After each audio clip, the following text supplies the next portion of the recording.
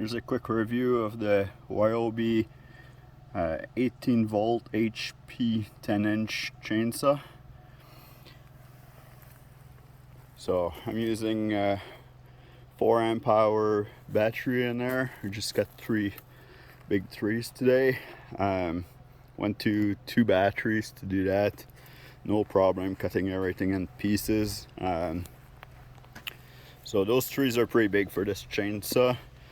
So usually one of those cut here will take about like 1 bar out of the battery.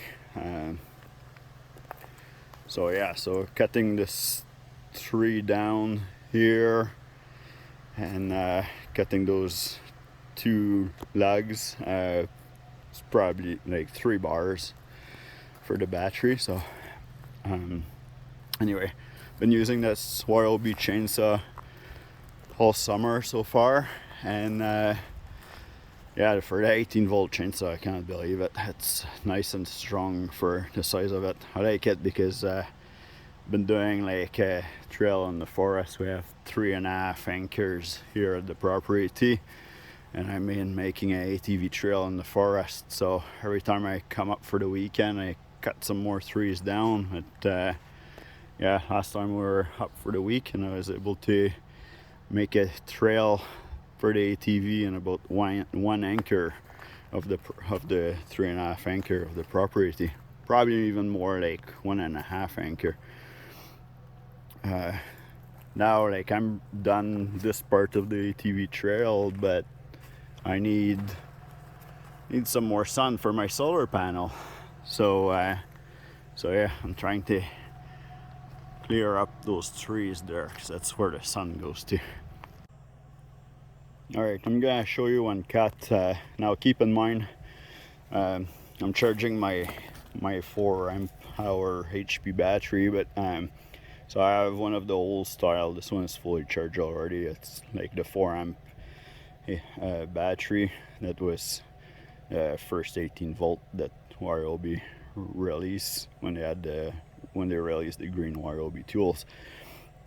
So this is what I'm going to use. That battery, man, it's probably like 6 years old now, but never quit on me, so it's good. So it might not be 100% as strong as the other one, but at least I'll give you a good idea of how the cut goes with it.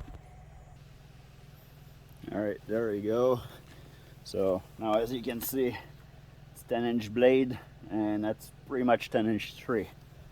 So I'll do a cut on it.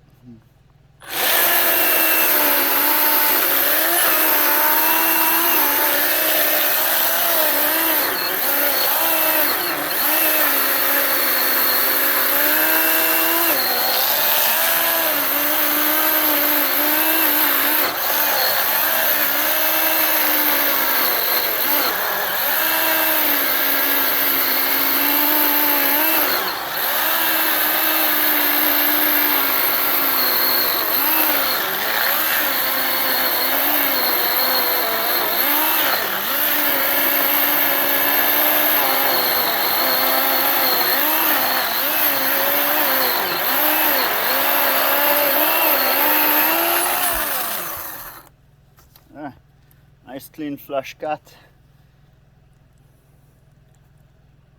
So yeah, perfect. I cut about, I would say that thing cut at least 100 trees so far this summer.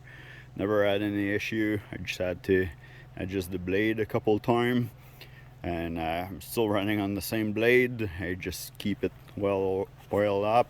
You put your oil through here, you can press the button here to give it a little squirt.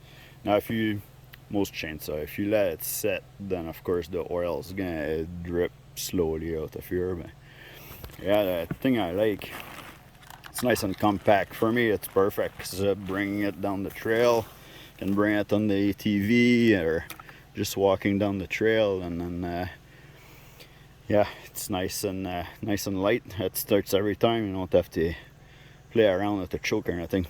Here's the tool there to adjust everything. It just slides in here and clips. It clips solid in here. So one end of the tool here It's for the guard on the side. I'll just show you how to adjust it. So you just, you know, back it up maybe half a turn, 3/4 of a turn. So the chain's pretty much adjusted right now. But, so now I'll just back it up just to show you. So I back it up here, so now you can see the chain needs adjustment. So usually when it gets loose, you just do like about, I don't know, a 1/4 turn. That's good enough. But, you know, make it just so it's still loose, but the teeth underneath don't come out of the guard, so it needs to be adjusted a little bit more than that. So this is like almost perfect. I like it a little bit more tight. Oh yeah, see this? Now they don't come out. Chain's still loose, move nice and free. And then when you're done, you just tighten it.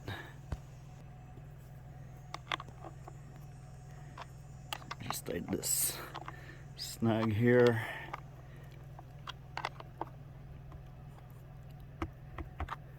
And now the adjustment screws won't adjust nothing. If you try to move it, it won't turn.